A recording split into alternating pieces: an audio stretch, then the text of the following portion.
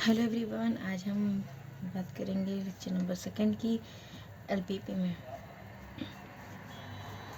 ठीक है, तो हमारा क्वेश्चन लास्ट लेक्चर में ये था कि जो ग्राफिकल मेथड होते हैं उसमें के जो फिजिबल रीजन होता है उसके कॉर्नर्स पॉइंट पर ही हमें ऑप्टिमल सॉल्यूशन मिलता है। मिनिमम मिलता है या मैक्सिमम मिलता है, सिर्फ कॉर्नर पॉइंट्स पे ही मिलता है और हम सिर्फ कॉर्नर पॉइंट्स पे ही चेक करते हैं। जबकि फिजिबल रीजन हमने बात की थी एक सॉल्यूशन होता है। ठीक है, तो हमें सॉल्यूशन यहाँ पर भी मिल सकता है, यहाँ पर भी तो मिलना चाहिए। या इस फिजिबल रीजन ये जो बना है इसमें किसी भी पॉइंट पे हमें सॉल्यूशन मिल सकता है, क्योंकि सॉल्यूशन तो होता है। तो हम इस पॉइंट पर, इन सभी पॉइंट पर चेक क्यों नहीं करते? हम सिर्फ इन्हीं पॉइंट पर चेक करके अपना सॉल्यूशन बता देते हैं कि होता है, मतलब क्या इसका ऑप्टिमल सॉल्यूशन है, सिर्फ यही पॉइंट पर क्यों, कॉर्नर पॉइंट पर। तो इसका जवाब आज हम आगे देंगे, जिसके लिए हमें कुछ पैरामीटर्स जानने होंगे। जब हम वो पैरामीटर्स के बारे में हमको पता चल जाएगा, तब हम इस बात पे कमेंट कर सकते हैं कि हमारा जो ऑप्टिमल सॉल्यूशन सिर्फ कॉर्नर पॉइंट्स पर ही क्यों मिलता है। पहला जो हमारा पैरामीटर है वो है लीनियर कॉम्बिनेशन।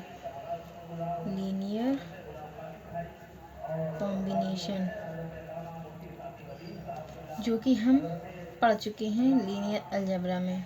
ठीक है, लीनियर अलजेब्रा में पहले तो नहीं, पर दूसरे या तीसरे लेक्चर में हम पढ़ते हैं लीनियर कॉम्बिनेशन। लीनियर कॉम्बिनेशन क्या होता है, तो हम उसको यहाँ से वापस रिकॉल कर लेते हैं, उसकी डेफिनेशन देख लेते हैं क्या होती है, फिर हम आगे बात करते हैं। A linear combination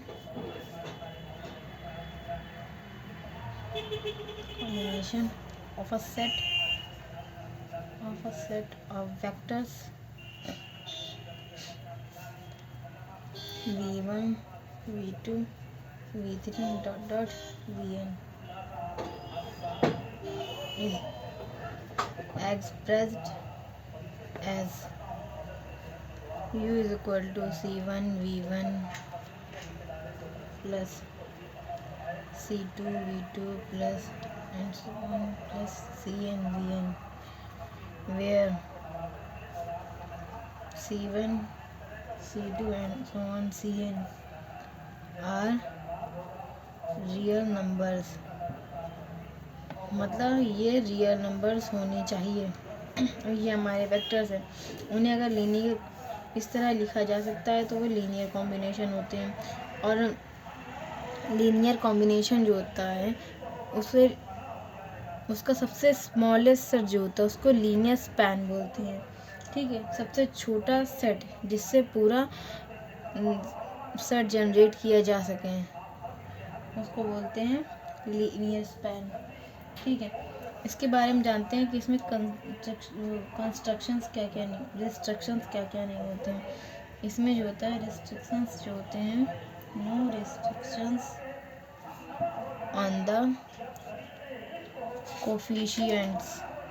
मतलब कोफिशिएंट्स पे कोई रिस्ट्रिक्शंस नहीं होती। मतलब सी आईज जो होते हैं, मतलब ये जो कोफिशिएंट्स हैं ये पॉजिटिव भी हो सकते हैं, positive can be positive, negative as well as zero. मतलब इन पर कोई रिस्ट्रिक्शंस नहीं होती, ये पॉजिटिव, नेगेटिव या ज़ीरो भी हो सकते हैं। दूसरा क्या है, the resulting vectors you can lie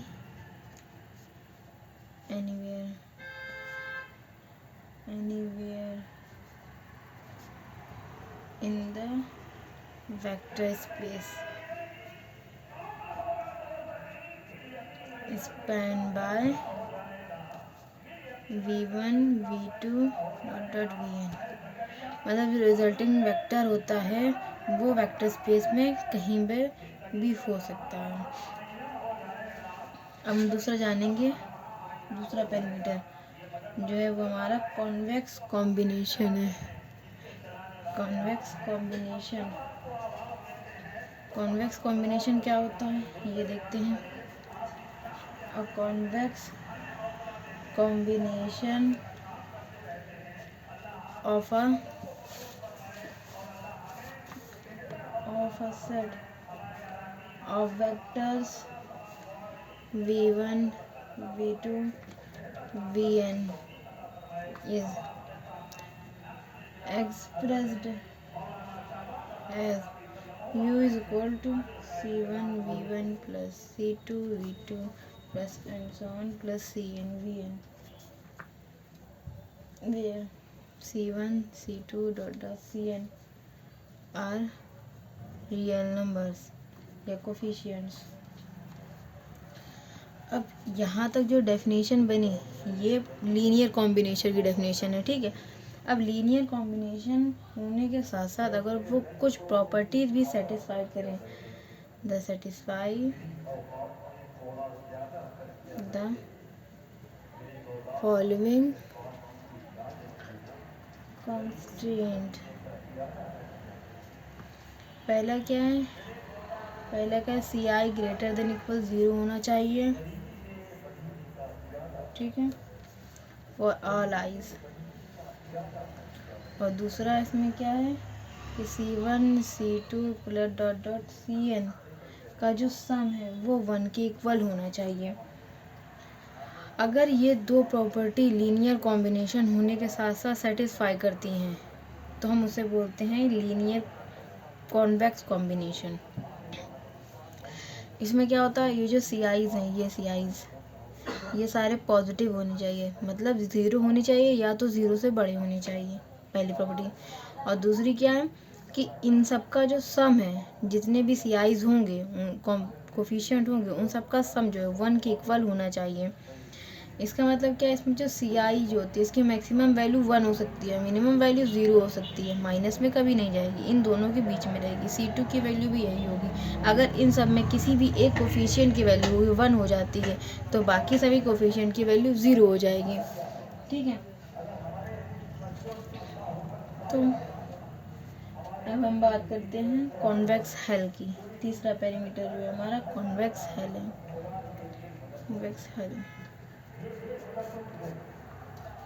convex hello की डेफिनेशन देखते हैं। The convex hell of a set of points is the smallest convex set that constraint all the points। मतलब लीनियर कॉम्बिनेशन जो होता है उसका जो स्पैन होता है वो स्मॉलेस्ट सेट होता है, वैसे ही यहाँ कॉन्वेक्स हेल होता है वो कॉन्वेक्स कॉम्बिनेशन का स्मॉलेस्ट सेट होता है। देखो, set of all points is the smallest convex set. Convex set का जो सबसे छोटा सेट बनेगा और जो सभी कंस्ट्रेंट को फॉलो करेगा, ठीक है, उसे कॉन्वेक्स हेल बोलते हैं। और इसको मैथमेटिकली देखेंगे तो इसको किस तरह डिनोट करते हैं, किस तरह लिख सकते हैं, let S is equal to x1 x2 dot dot xn contain r to the power n। The convex hull of S denoted as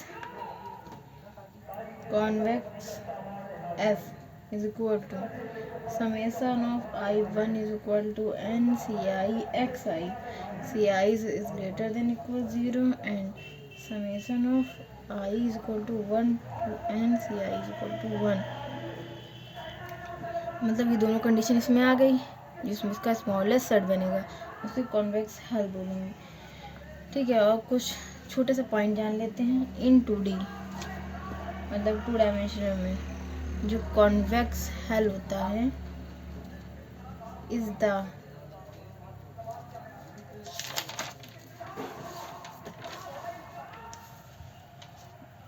the smallest convex polygon that enclosed all the point in S। मतलब 2D में जो convex हल बनेगा वो polygon बनेगा, ठीक है। और इन 3D द कॉन्वेक्स हल is the smallest convex polyhedron that encloses the points। मतलब 3D में जो कॉन्वेक्स हेल बनेगा वो पहले पॉलीहेड्रॉन बनेगा, ठीक है। और हम कितने पॉइंट हो गए, 2 3 4, चौथा पॉइंट देखते हैं। चौथा क्या है, कॉन्वेक्सिटी।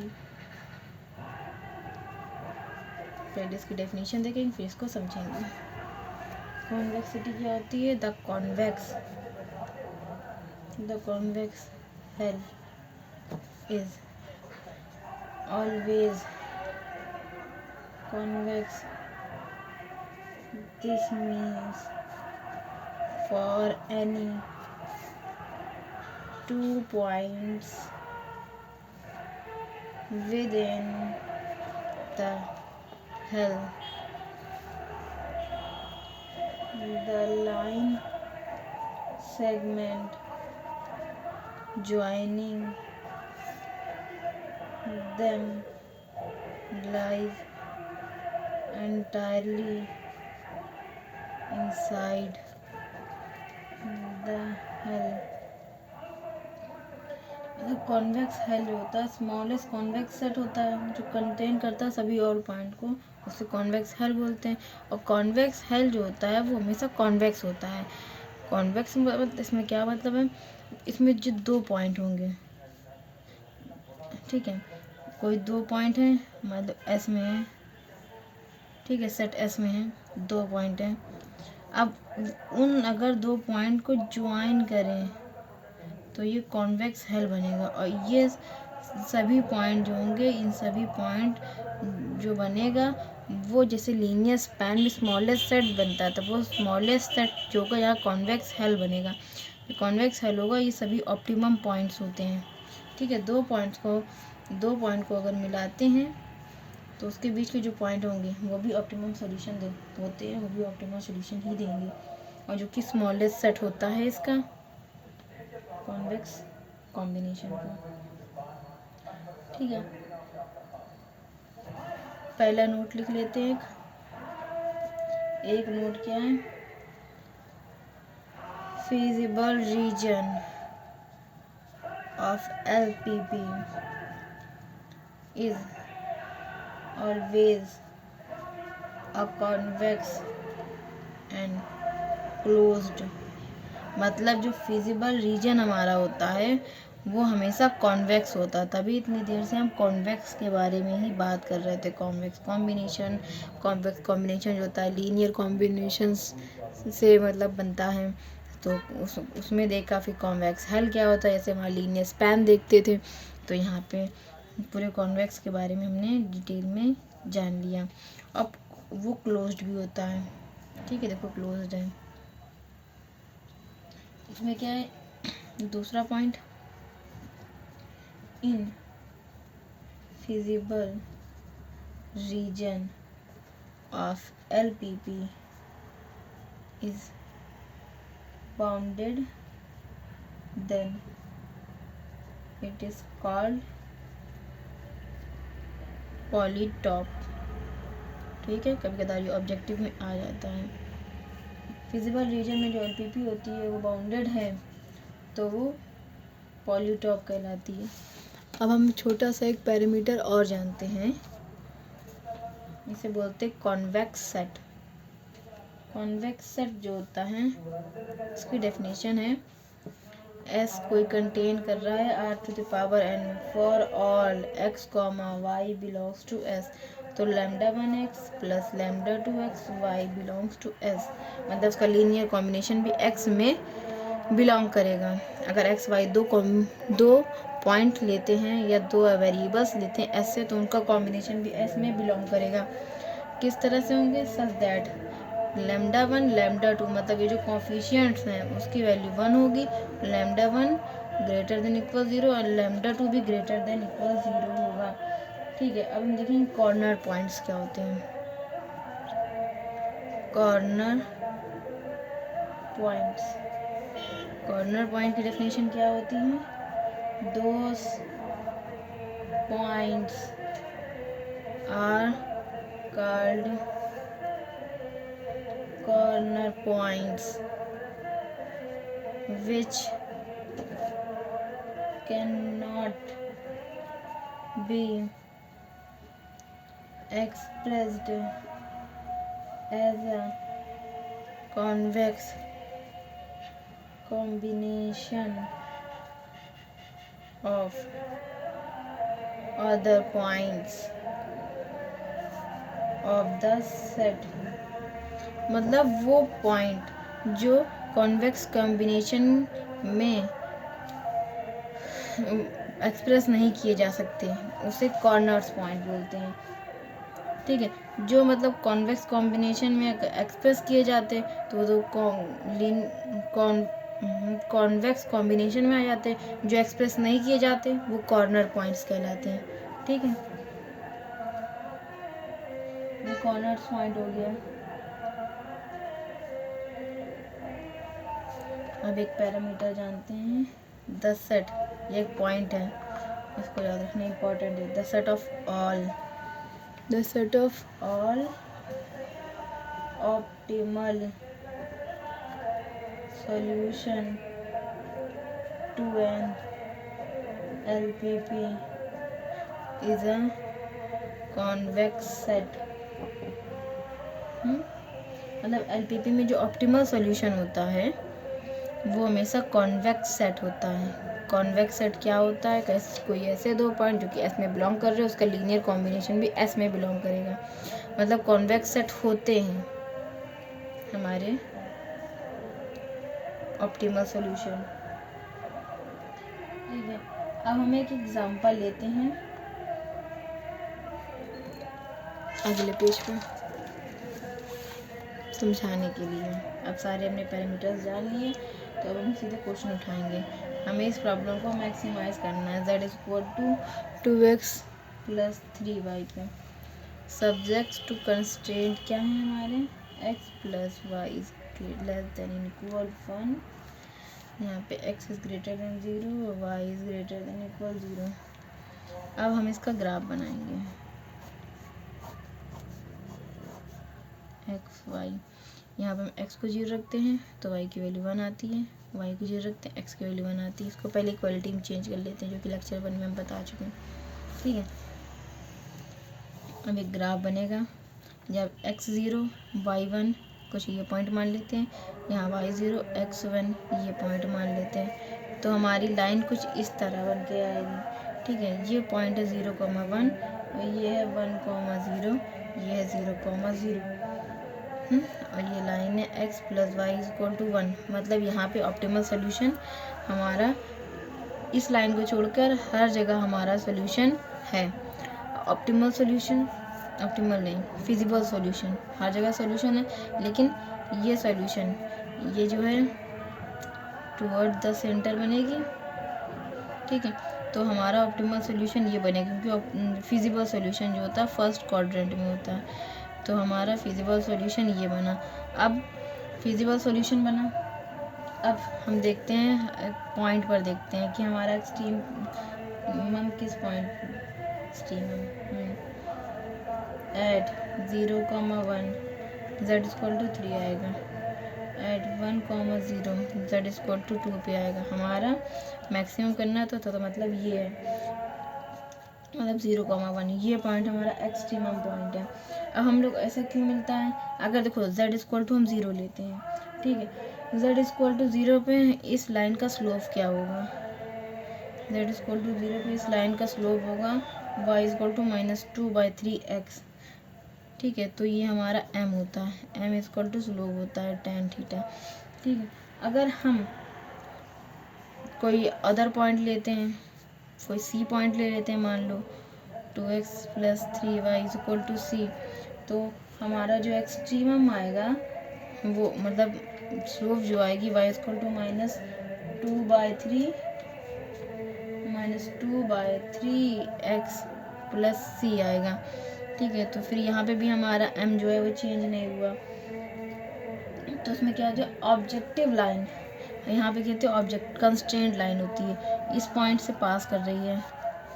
ठीक है, तो पहले एक पॉइंट मिलेगा हमको, फिर इसी लाइन को हम लोग को इस तरह आगे बढ़ाएंगे, इस तरह आगे बढ़ाएंगे, क्योंकि पूरा कवर तो नहीं कर पा रही लाइन, तो ये लाइन को हम आगे बढ़ाते जाएंगे, आगे बढ़ाते जाएंगे, आगे बढ़ाते जाएंगे, जहाँ पर हमको और मैक्सिमम या मिनिमम जो कि क्वेश्चन के हिसाब से दिया है जहाँ मिल जाएगी वहीं पर हम रुक जाएंगे। और ये जो लाइन है वो यहीं पर आकर रुकती है जहाँ पर कॉर्नर्स पॉइंट्स होते हैं, क्योंकि यहाँ पर भी जो सॉल्यूशन है वो हमारे एवरेज सॉल्यूशन होते हैं यहाँ पे। मतलब यहाँ पर जो होता है, जैसे यहाँ पर या तो मैक्सिमम मिलेगा या तो मिनिमम मिलेगा, लेकिन इन पॉइंट पर हमें एवरेज सॉल्यूशन मिलते हैं। क्यों मिलते हैं? क्योंकि एक्सट्रीम वैल्यू प्रिंसिपल, हमारे पास एक वैल्यू इस प्रिंसिपल होता है,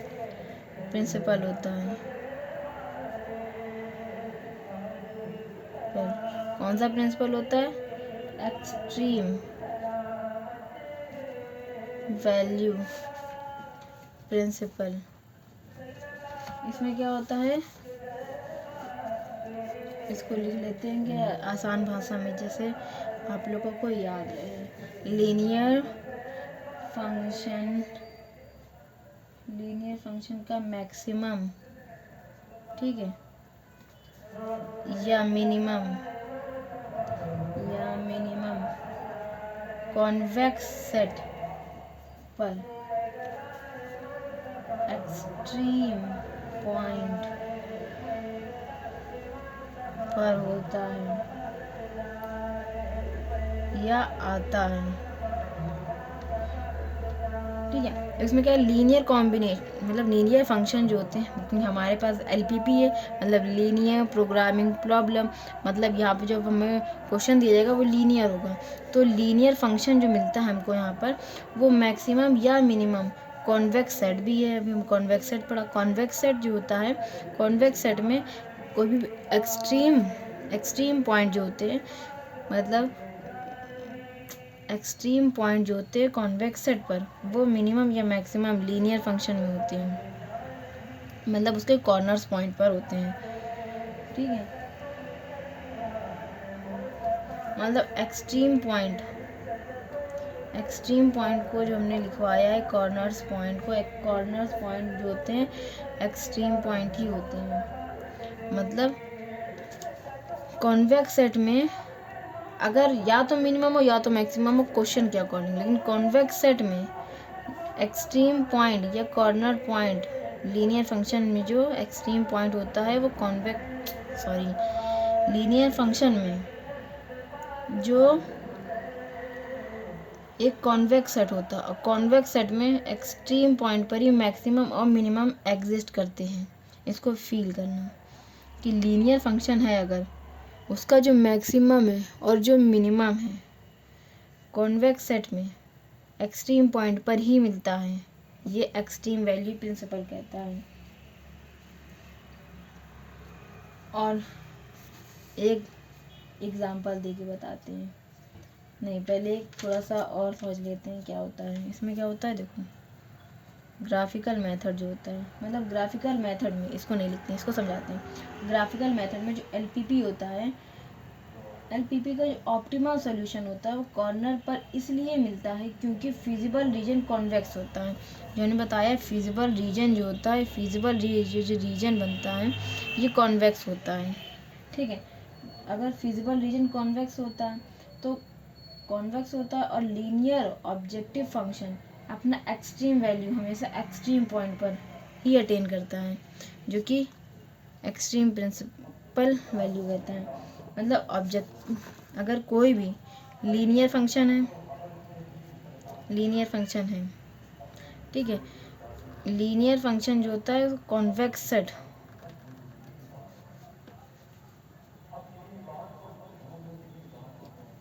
इसका मतलब वो एक्सट्रीम पॉइंट पर ही अटेन करेगा।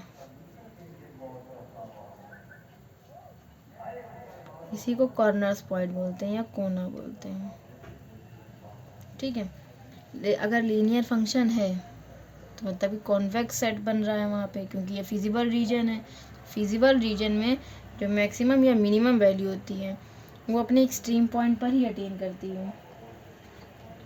और दूसरा रीज़न क्या है, यहाँ पे मैंने बताया था कंस्ट्रेंट जो होते हैं, कंस्ट्रेंट जो होता है ये ऑब्जेक्टिव लाइन जो होती है पूरी साइड की पैरेलल हो जाती है। मतलब ये देखो, यह दिख रहा है, ये नहीं दिख रहा है, ये देखो, यहाँ देखते हैं चलो। हाँ, यहाँ पे ये पॉइंट है, यहाँ से हमारा कंस्ट्रेंट लाइन है, ये हमारी ऑब्जेक्टिव लाइन है, ऑब्जेक्टिव लाइन, ये कंस्ट्रेंट लाइन। ठीक है, कंस्ट्रेंट लाइन जो होती है ऑब्जेक्टिव लाइन के पैरेलल हो जाती है। पैरेलल है, ऐसे ऐसे आगे जाएगी, हर सीन में पैरेलल बनेगी, हर सीन में पैरेलल बनेगी। अब इस तरह तो हम लाइन बना नहीं सकते इसकी, फिजिबल रीजन की पॉइंट को कट करती हुई यही बनेगी और यहीं तक जाएगी, इसके आगे नहीं जाएगी। सोल्यूशन है लेकिन फिजिबल नहीं है, तो हम इसके आगे नहीं जाएंगे, इन पॉइंट्स के आगे। तो ये लाइन पैरेलल हो जाती है। तो जब पूरी as per same optimum value मिलती है, मतलब जो एज होते हैं, एज मतलब ये जैसे ये है, यहाँ पर एक पॉइंट मिलेगा, यहाँ पर जो पॉइंट मिलेगा वो यहीं पर मिलेगा, वो यहाँ पे मिलेगा, सेम वैल्यू मिलती है यहाँ पे।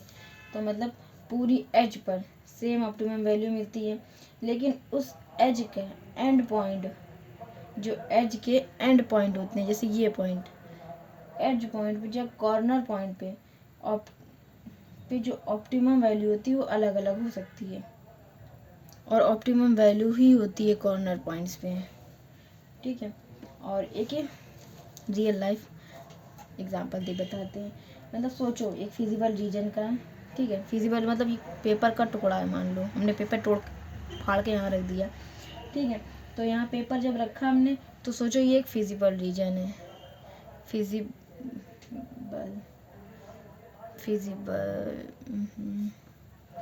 रीजन, ये पेपर का टुकड़ा हमने रखा और ये फिजिबल रीजन है मान लेते हैं। और ऑब्जेक्टिव लाइन जो है हमारी, उसको एक स्केल मान लेते हैं। ये स्केल जो हमारा स्केल होता है 1 to 15 सेंटीमीटर का जो होता है वो स्केल है, उसको ऑब्जेक्टिव फंक्शन मान लेते हैं। ठीक है, लाइन मान लेते हैं। जब स्केल को धीरे धीरे स्लाइड करोगे, जैसे स्केल यहाँ रखा यहाँ पे, अब इसको धीरे धीरे स्लाइड करो, धीरे धीरे स्लाइड करोगे तो स्केल कुछ इसी तरह तो आएगा, जिस तरह ये लाइन आ रही है। इसको धीरे धीरे रखोगे, लाइन भी तो ऐसे ही बन रही है ऑब्जेक्टिव फंक्शन की। ठीक है, धीरे धीरे स्लाइड करोगे तो पूरा रीजन एक साथ नहीं टच कर पाएगा। ठीक है, सभी पॉइंट ये सबसे लास्ट में जगह पे टच करेगा। ठीक है,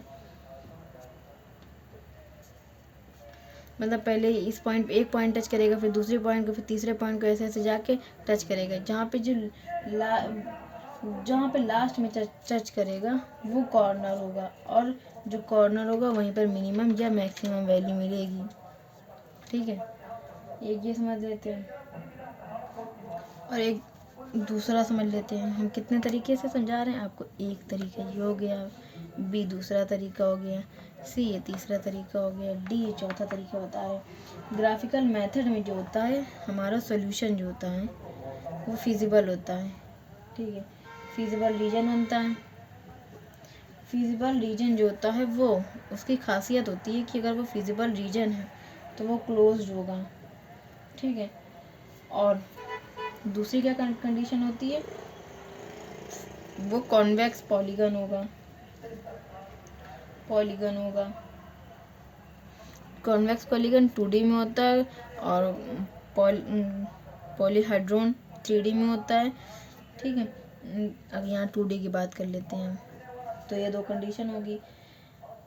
अगर ऐसा होता है तो इसका क्या मतलब है, इसका मतलब है फिजिबल रीजन को जो ज्वाइन, अब उनके मतलब उनके बीच में जो फिजिबल रीजन होगा, इनके जैसे ये फिजिबल रीजन है, पॉइंट है, फिजिबल रीजन ये बना। अब उनके बीच में जो पॉइंट बनेंगे, उनके बीच में जो लाइन है उसको ज्वाइन कर दूं तो फिजिबल रीजन में आएगी। ठीक है, और ये पॉइंट जो होगा ज्वाइन बीच का हर एक पॉइंट फिजिबल होता है, मतलब फिजिबल रीजन में हर एक पॉइंट जो होता है वो फिजिबल होगा। इसी प्रॉपर्टी की वजह से बीच के जो पॉइंट है वो एवरेज ही हो जाते हैं। मतलब समझाने का ये है कि फिजिबल पॉइंट को जो ज्वाइन करोगे उनके बीच में जो लाइन बनेगी हर एक पॉइंट फिजिबल होता है। ठीक है, ये मतलब ये पॉइंट भी फिजिबल, ये पॉइंट भी, हर एक पॉइंट फिजिबल होता है। जब सभी पॉइंट फिजिबल होता है, यही प्रॉपर्टी है कि जिसकी वजह से इनके जो बीच में जो आंसर आते हैं वो एवरेज रह जाते हैं। मतलब जो आंसर होंगे अगर मैक्सिमम है तो या तो वो कॉर्नर पे होंगे, एक्सट्रीम पॉइंट पर होंगे अपने, अगर मिनिमम है तो भी कॉर्नर पॉइंट्स पर होंगे, यानी वर्टिसेस पे ही होंगे अपने। ठीक है, तो ये कारण होता है कि जब भी हम ग्राफिकल मेथड में LPP में ग्राफिकल मेथड लगाते हैं तो जब अपना मैक्सिमम या मिनिमम वैल्यू या ऑप्टिमम सॉल्यूशन देखते हैं या ऑप्टिमल सॉल्यूशन देखते हैं, जब भी देखते हैं हम सिर्फ कॉर्नर पॉइंट्स को ही चेक करते हैं, क्योंकि ये कॉन्वेक्स सेट होता है। समझ गए, कॉन्वेक्स सेट जो होता है वो अपना मिनिमम या मैक्सिमम वैल्यू एक्सट्रीम पॉइंट पर ही रखता है। ये समझने के लिए सबसे ईजी तरीका जो है एक्सट्रीम वैल्यू प्रिंसिपल सबसे आसान तरीका है, और ये मैंने आपको 4 तरीकों से और समझा दिया। ठीक है, तो जो हमारा फिजिबल रीजन देखते हैं, फिजिबल रीजन जो होता है, फिजिबल रीजन क्या होता है, 2 तरीका का होता है। एक बाउंडेड होता है, एक अनबाउंडेड होता है। मतलब फिजिबल रीजन बाउंडेड भी हो सकता है और अनबाउंडेड भी हो सकता है। जो बाउंडेड होता है वो यूनिक भी होता है और इनफाइनाइट नंबर ऑफ सॉल्यूशन होता है। कैसे, वो हम यही समझते हैं। यूनिक, अगर इस पॉइंट पे मैक्सिमम मिल जाता तो ये यूनिक पॉइंट होता। ठीक है, या इस पॉइंट पे सिंपल अगर मिल जाता है तो यूनिक पॉइंट होता, या इस पॉइंट पे मिल जाता तो यूनिक होता। मान लेते हैं अगर हमें इस पॉइंट पर और इस पॉइंट पर सेम वैल्यू मिल रही है, मान लेते हैं अगर हमें इस पॉइंट पर और इस पॉइंट पर सेम वैल्यू मिल जाए, जैसे यहाँ पर 3x + 3y था, इक्वेशन में 3x + 3y था। अगर ये इक्वेशन 2x + 2y होता तो हमें इन दोनों पॉइंट पर same number of optimum solution मिलती है। मतलब अगर इसकी वैल्यू 3 आ रही तो इसकी वैल्यू भी 3 आती। अगर अल्टरनेट मैक्सिमा या मिनिमा मिल जाते हैं या अल्टरनेट सॉल्यूशन मिल जाते हैं, ऐसे में उनके बीच में जो लाइन बनती है वो कॉन्वेक्स सेट होता है, तो उनके बीच में जो लाइन बनेगी वो स्मॉलेस्ट कॉन्वेक्स सेट बन जाती है। स्मॉलेस्ट कॉन्वेक्स सेट की वजह से और पॉइंट में जो लाइन होती है, लाइन में तो इनफिनाइट नंबर ऑफ पॉइंट्स होते हैं। अगर उनके बीच में इनफिनाइट नंबर ऑफ पॉइंट्स हैं तो इनफिनाइट उनकी वैल्यूज़ हो जाएंगी। अगर यहाँ पे इनफिनाइट वैल्यूज़ हमें मिल जाएंगी तो ये इनफिनाइट हो जाएंगे सॉल्यूशन हमारे पास। मतलब फिजिबल रीजन जो होता है वो बाउंडेड होता है और अनबाउंडेड होता है। बाउंडेड में 2 टाइप आते हैं, एक यूनिक टाइप आता है और एक इनफिनाइट आता है। एक ही लाइन, एक पॉइंट पे अगर 2 अलग अलग पॉइंट पर सेम वैल्यू मिल जाती है, या मिनिमम हो या मैक्सिमम हो, अगर उनको लाइन ज्वाइन करते हैं तो वहाँ पर इनफाइनाइट नंबर ऑफ सॉल्यूशन मिलते हैं। ठीक है, तो आज हमने बात की कि ग्राफिकल मेथड में कॉर्नर्स पॉइंट पर ही क्यों हमको सॉल्यूशन मिलते हैं। अगर आपके लिए ये वीडियो बेनिफिशियल रही हो तो लाइक, शेयर एंड सब्सक्राइब जरूर करें, और हमारे channel mathematics all about mathematics CSIR NET and GATE को सब्सक्राइब करें। Thank you.